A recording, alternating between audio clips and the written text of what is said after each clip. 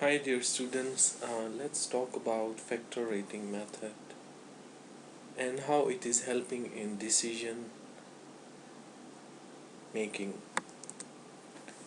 So let's say choosing the best car from all possible manufacturer and models that meets most of the customer requirements, desires and budget is one of the examples where we uh, would like to apply factor rating method. Another example could be best college with most desirable attributes for a prospective students. Here in decision making scenarios we have multiple choices and then multiple attributes associated with each choice.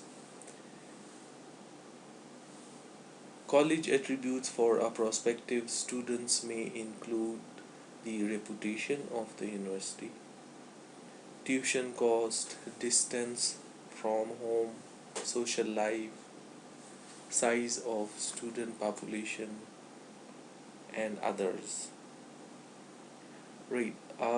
The decision matrix is a decision making tool that can be used for these kinds of problem.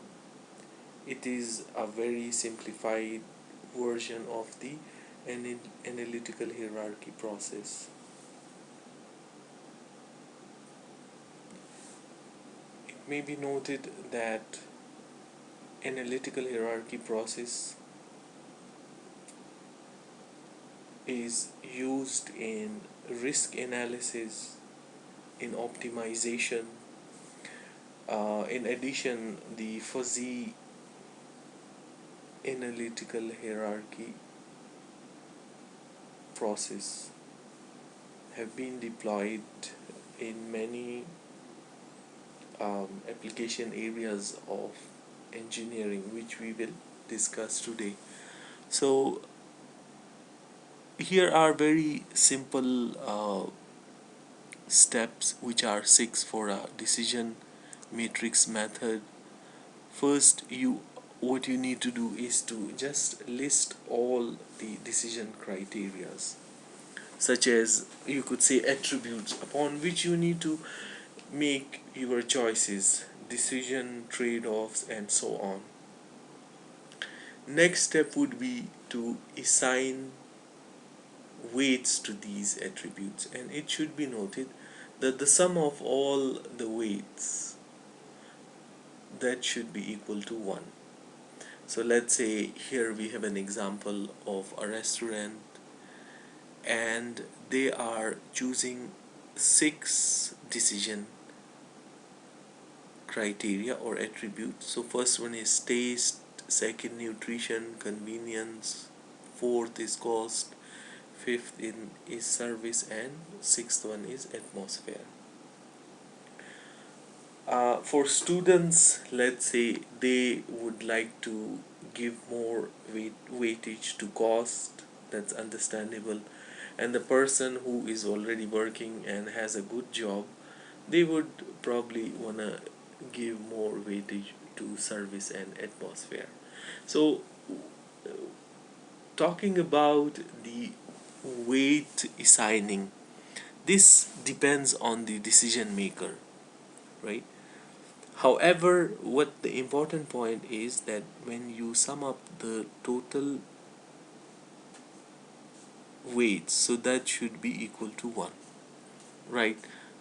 Third step is list all policy options from which you intend to select one option or a smaller subset of option so that you may evaluate your final decision.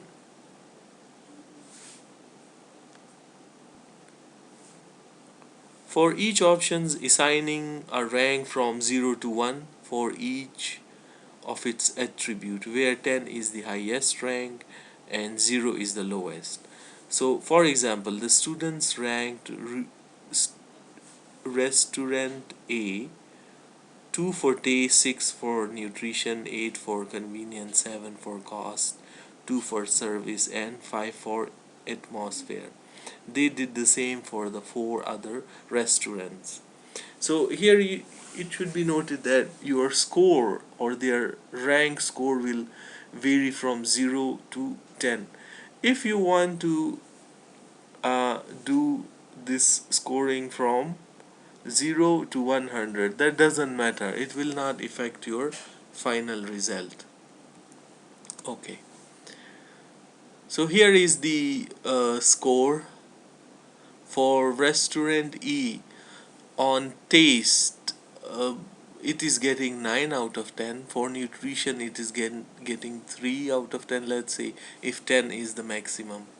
So this tells that restaurant 9 has got the highest score on taste. This tells that their food is probably very tasty.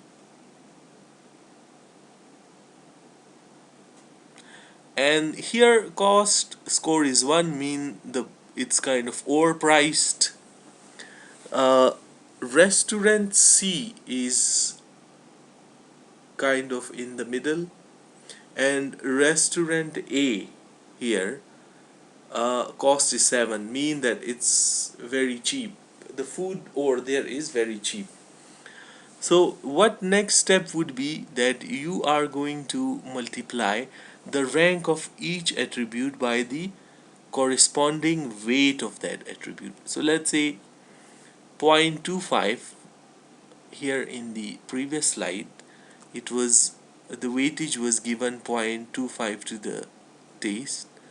So what you are going to do, multiply this 0.25 with whole column.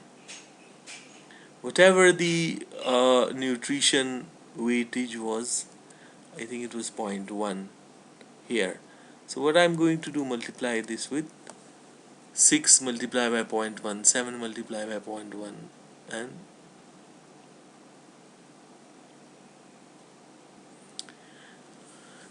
right. The fifth step is the you sum these products of normalized weight for each policy options. We gonna sum row wise and calculate the total score. Next step would be to choose a restaurant with the highest score here. Here we can see that restaurant D has got the highest score, which is 5.8. So we are going to choose restaurant D. It is very this decision analysis was performed by a student. If another decision maker who has got a very good job and got a lot of money is doing this decision making process, he or she will assign different weightages, and then it's very much possible that any other restaurant gets selected. But for current scenario, restaurant D is the best.